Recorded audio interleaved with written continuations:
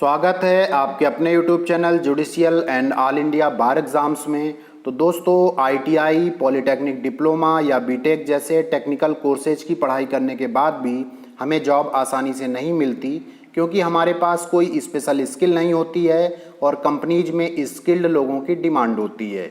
इसलिए दोस्तों आज के वीडियो में हम आपको बॉयलर ऑपरेटर बनने की प्रक्रिया बताएंगे, जिसे जानने के बाद आप बड़ी से बड़ी कंपनीज में आसानी से और कम से कम 25 से 30 हज़ार रुपये महीने की नौकरी पा सकते हैं।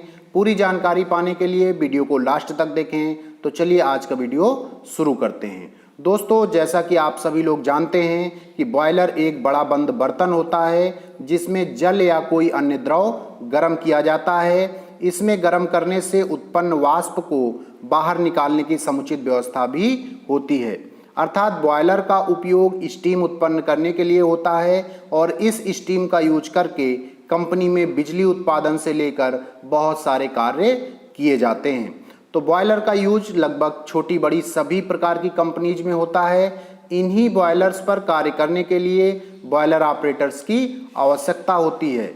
एक बॉयलर को चलाने के लिए कम से कम 3 से 4 बॉयलर ऑपरेटर्स की आवश्यकता होती है, जो अलग अलग लेवल पर कार्य करते हैं और उनका वेतन भी उनके लेवल के आधार पर ही निर्धारित होता है।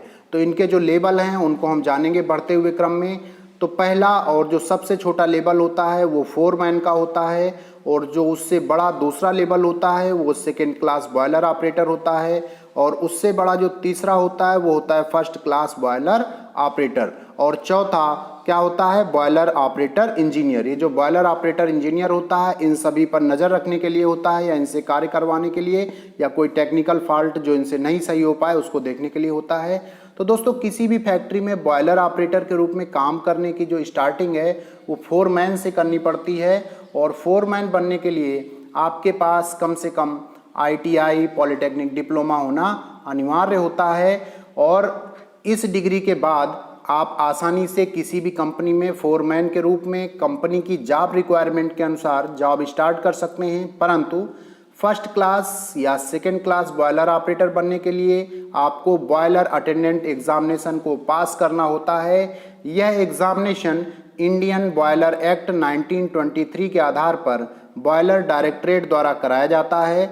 इसके आवेदन प्रत्येक वर्ष निकलते हैं, जिसके लिए आपको अपने नज़दीकी बॉयलर डायरेक्टरेट ऑफिस में जाकर ऑफलाइन आवेदन करना होता है।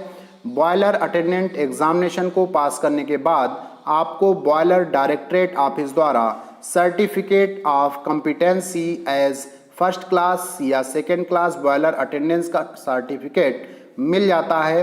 दोस्तों फर्स्ट क्लास या सेकेंड क्लास बॉयलर अटेंडेंट बनने की पूरी प्रक्रिया जानने के लिए हमारा अगला वीडियो जरूर देखें।